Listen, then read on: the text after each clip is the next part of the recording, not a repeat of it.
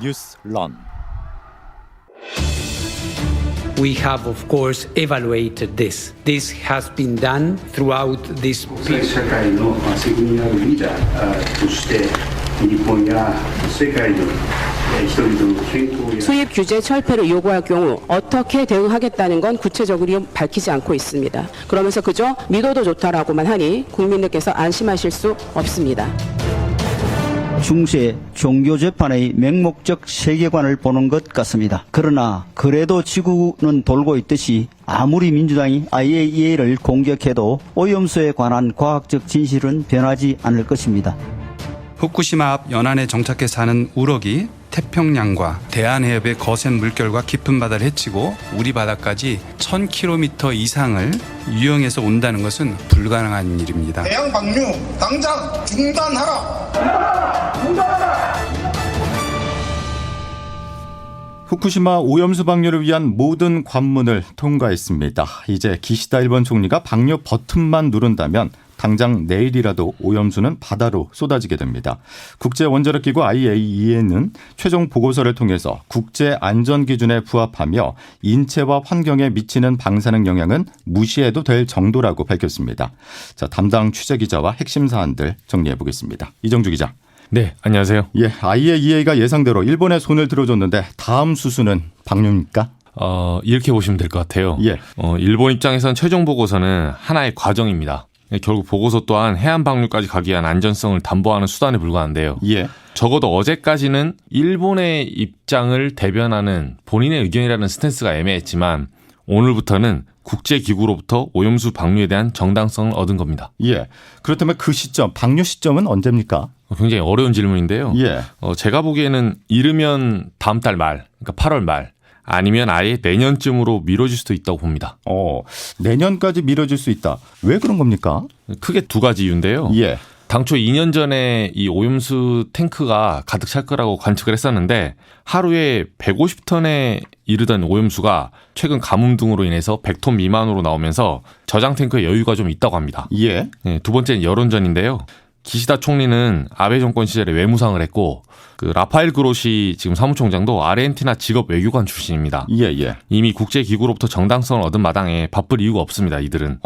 굳이 방류를 서두르기보다는 IAEA를 전면에 내세워서 방류에 반대하는 국가들과 대리전 양상으로 끌고 가겠다는 전략으로 보입니다. 예. 모레 그로시 사무총장이 우리나라도 방문을 하는데 이 역시 그러면은 여론전의 일환이다 이렇게 보면 되겠군요. 네, 당연히 우리 정부는 표면적으로는 우리 정부에 와서 보고서를 설명하고 이해를 구하겠다 이렇게 이제 설명을 하는데요. 그건 말 그대로 표면적인 거고. 예.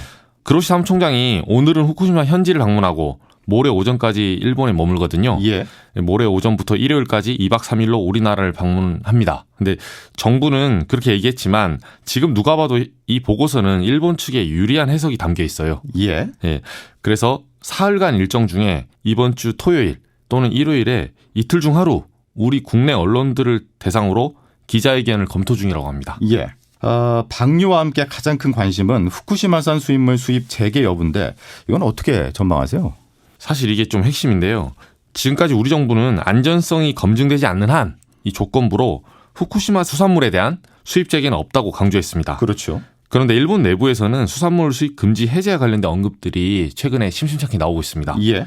당장 어제만 봐도 마스노 관방장관이 기자회견에서 동일보 대지진 이후 일본산 식품 수입 규제의 철폐가 계속 정부의 주요 과제이며 부처 간에 협력하면서 적절한 형태로 대처해 나갈 것이다. 이렇게 얘기를 했어요. 예. 앞서 우리 정부가 후쿠시마 수산물 수입 규제 문제를 놓고 WTO 1심에서는 패했고 2심에서는 이겼거든요. 예. 그런데 지금 오염수 방류가 되면서 좀 상황이 변했어요. 굳이 말하면 정부가 당장 내일이라도 수입 규제를 풀면 당장 풀릴 수 있는 상황이고 예.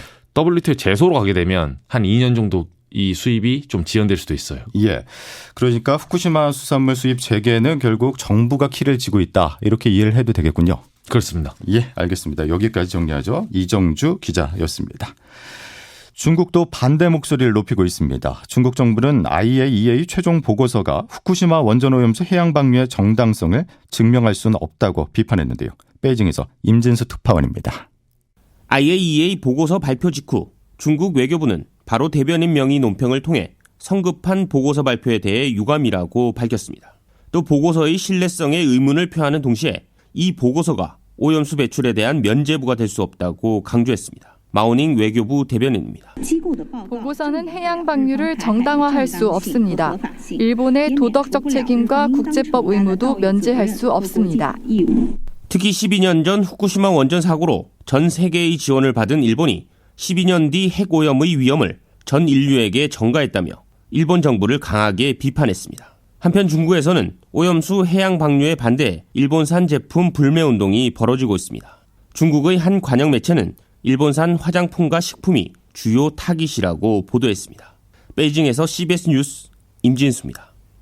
반면 미국은 일본의 후쿠시마 원전오염수 방류 계획을 지지한다는 입장을 밝혔습니다. 미 국무부는 처리수 방류와 관련된 판단은 과학이 좌우해야 한다고 말을 했습니다. 앞서 지난 2021년 4월 일본이 오염수를 방류하기로 결정을 하자 바이든 행정부는 국제 기준에 따라서 투명하게 결정한다는 입장을 밝히는 등 초기부터 일본의 발표를 지지해 왔습니다. 보다 더 다양한 뉴스가 궁금하십니까?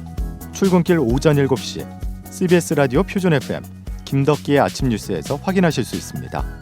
핵심만 담은 뉴스가 여러분을 기다립니다.